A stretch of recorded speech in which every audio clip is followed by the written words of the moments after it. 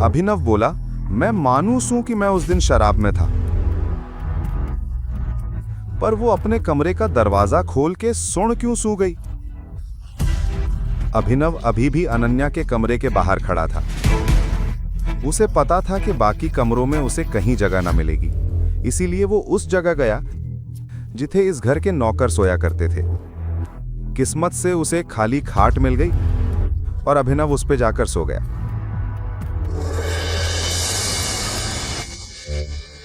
उसे ना पता चला कब सोया और कब उठ गया।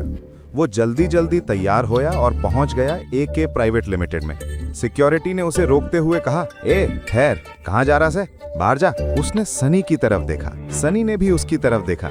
हल्की सी मुस्कुराहट के साथ बोला, हाँ, देखो कौन आया से। यहाँ आने की हिम्मत कैसे हुई तेरे में? सिक्योरिटी, जी सर। इस कमीने को अंदर न जाने दिया जाए, ये सिर्फ अकराम सर को परेशान करने आया से।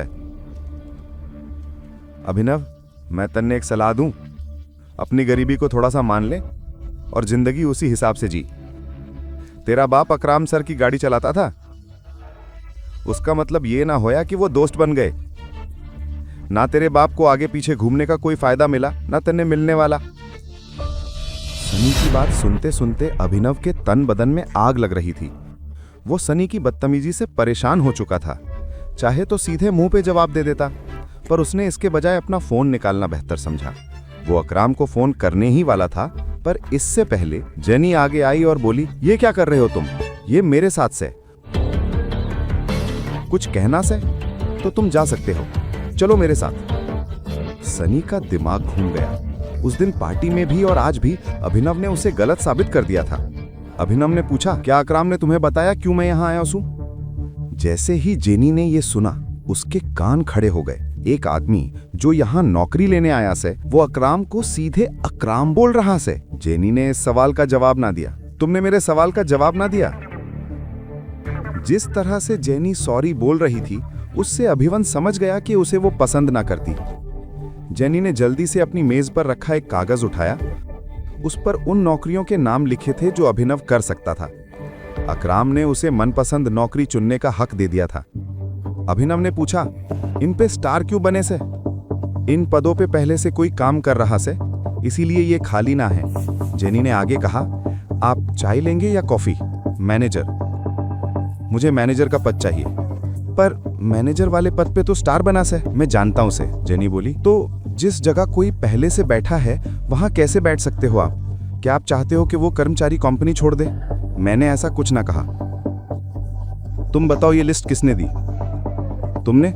हाँ, पर जेनी देखो, इसमें मेरी कोई गलती ना से। अभिनव ने पक्का जवाब दिया। तुमने लिस्ट दी और मैंने अपनी पसंद का पद चुन लिया। अब आगे क्या करना से, ये तुम तय करो। वो वही मांग रहा था जिसके बारे में सोच रहा था। वैसे पूरी कंपनी उसी की थी, वो उसे जल्द से जल्द संभालना चाहता था। ठीक है मिस्टर अभिनव, मुझे आपकी कुछ जानकारी चाहिए होगी। आपका ऑफिस कल से शुरू होगा। Perfect, thank you. पर मॉन्टी के आने से पहले वो कुछ ऐसा ना कर सकता था, इसीलिए उन्होंने मैनेजर की पोस्ट मांगी, ताकि अनन्या और उसके माता पिता के सामने अपनी काबिलियत साबित कर सके। सनी अभी भी ना समझ पाया था कि अभिनव यहां क्या लेने आया था। अभिनव को लगा कि उसे कल से काम पे जाने के लिए नए कपड़े चाहिए होंगे। कपड़ों के साथ साथ फोन भी बदलना पड़ेगा। अकराम का चेक उसकी जेब में था। अब जब अनन्या के माता पिता आ गए थे, अभिनव को पता था कि उसे उनके साथ और हरदेव पाल के सामने यह साबित करना पड़ेगा कि वो उनके घर में रहकर नौकरों के कमरे में सो सकता है। पर वो इतनी आसानी से हार मानने वाला ना था। वो साबित करके रहेगा कि वो दुनिया का सबसे अच्छा दामाद है। अभिनव पैसे निकालने बैंक गया। अभिनव बोला, इस चेक से पैसे निकालने हैं मुझे। वहां उसकी मुलाकात प्रणव से हो गई। प्रणव उन्हीं लोगों में से था जो अभिनव की गरीबी का मजाक उड़ाता था। प्रणव खुद बैंक में काम करता था। वो करोड़पति ना था, पर पैसे बहुत थे। वो अभिनव को जानता था क्योंकि अभिनव अक्सर इसी बैंक में डिलीवरी का काम करने आया करता था। दिखने में भी वो अभिनव से ज्यादा आगे ना था। फर्क बस एक था, गरीबी। चेक से? तुम्हें पता है ना, इस बैंक में चेक से पैसे निकालने के लिए सिर्फ और सिर्फ बड़ी रकम निकाली जा सकती है। मेरा रकम बहुत बड़ा है, इसलिए यहाँ पे निकल भी नहीं पाएंगे, इसलिए मैं मैनेजर से मिलना चाहता हूँ। तुम्हें इसकी जरूरत नहीं पड़ेगी। बताओ चेक मुझे। प्रणव ने बिना देखे अभिनव और बाकी लोगों की आंखों के सामने चेक फाड़ दिया। अबे दिमाग खराब है क्या तुम्हारा? ये क्या किया? सिक्योरिटी, इस आदमी को बाहर निकलवाओ यहाँ से। फर्जी चेक लेकर बैंक में आता है, बैंक वालों को बेवकूफ समझता है। पुलिस बुलाकर अभी अंदर करवा दूंगा तुझे। लेके जाओ इसे। प्रणव और बाकी लोगों को अभिनव को इस हाल में देखकर बड़ा मजा आ रहा था। क्या हो रहा है? यह आवाज और किसी की नहीं बल्कि बलराज की थी। उसने अभिनव को दूर से ही पहचान लिया था। बलराज को देखते ही अभिनव की जान में जान आ गई। अब कोई उसका कुछ नहीं बिगाड़ सकता था।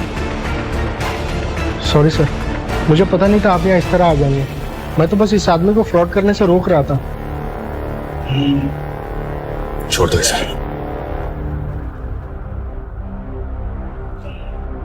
अभिनव चुपचाप बलराज के पीछे चला जा रहा था।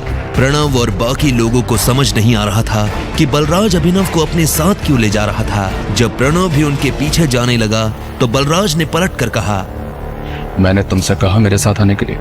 नहीं सर। बलराज ने उसे घूरा तो प्रणव के पैर थमे के थमे रह गए। अभिनव को बलराज का ये बर्ताव देख घबराहट हो रही थी। वो बस यही उम्मीद कर रहा था कि बलराज ऐसा कुछ न कर दे जिससे उन लोगों को अभिनव की पहचान के ऊपर शक हो जाए। अगर इसने गलती की है तो इसके बारे में मैनेजर को पता होना चाहिए। अगर तुम अपने लेवल पर एक्शन लोगे तो हो सकता है मैनेजर को बुरा लग जाए। जी सर। कम। बलराज ने अभिनव को घूरा और उसे अपने साथ अंदर आने का इशारा करने लगा। दोनों एक साथ मैनेजर के केबिन में दाखिल हो गए थे। मैनेजर अपनी कुर्सी पर बैठकर कंप्यूटर पर काम कर रहा था। बलराज ने उसका ध्यान अपनी तरफ खींचने के लिए दरवाजे को जोर से बंद किया। अचानक से मैनेजर की नजर दरवाजे पर पड़ी। जब उसने देखा कि सामने बलराज खड़ा है। अरे बलराज सर, आप यहाँ कैसे? मुझे बुला लिया होता। बैठिए बैठिए। कहिए कैसा आना हुआ? वैसे तो मैं अपने किसी काम से आया था, लेकिन बाहर तमाशा देखा तो सोचा कि सबसे पहले मैं तुमसे इस बारे में बात करता हूं। बताइए ना। तुम जानते हो यह साहब कौन है? उसकी नजर उसके चेहरे से फिसलते हुए उसके हाथों और आखिर में उसकी अंगूठी पर पड़ी। जैसे ही उसने अंगूठी पर बने उस निशान को देखा तो मैनेजर का मुंह खुला का खुला रह गया। बाप रे बाप, ये टाइगर है। ये कौन है? ये उस टीम का आखिरी हिस्सा है जिस टीम का तुम कैप्टन हो। Tiger, I am very sorry, मुझे माफ कर दीजिए। टाइगर, आप कितनी देर से यहाँ हैं? मैं आपके लिए क्या कर सकता हूँ? बस उसकी जरूरत नहीं है। एक चीज का ध्यान रखना, इनके अलावा और तुम्हारे अलावा किसी को नहीं पता चलना चाहिए कि मैं टाइगर हूँ। जी।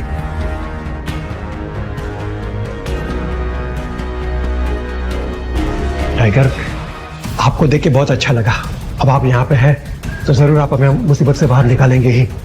वो तो ये कर ही लेंगे, पर सबसे पहले तुम्हें अपने काम करने वालों को सबक सिखाना होगा, क्योंकि अगर मैंने अपने तरीके से सबक सिखाया तो तुम अच्छी तरह से जानते हो क्या होगा। क्या हुआ? क्या किया उन्होंने? और अभिनव के साथ जो हुआ उसने मैनेजर को सब बता दिया। ये सुनते ही मैनेजर का खून खौल उठा।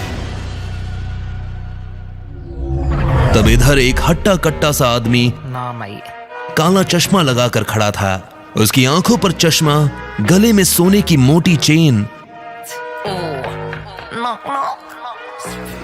अभी अभी खबर मिली है कि टाइगर लौट आया है।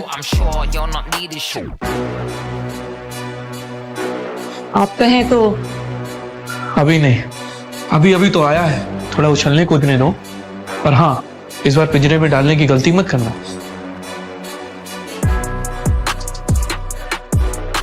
अब आगे क्या होने वाला था? क्या करने वाला था मैनेजर प्रणव के साथ? और कौन था ये आदमी जो टाइगर का नाम सुन मन ही मन एक नई प्लानिंग कर रहा था? टाइगर,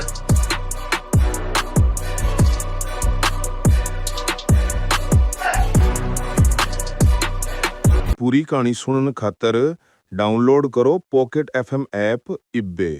लिंक नीचे डिस्क्रिप्शन में है।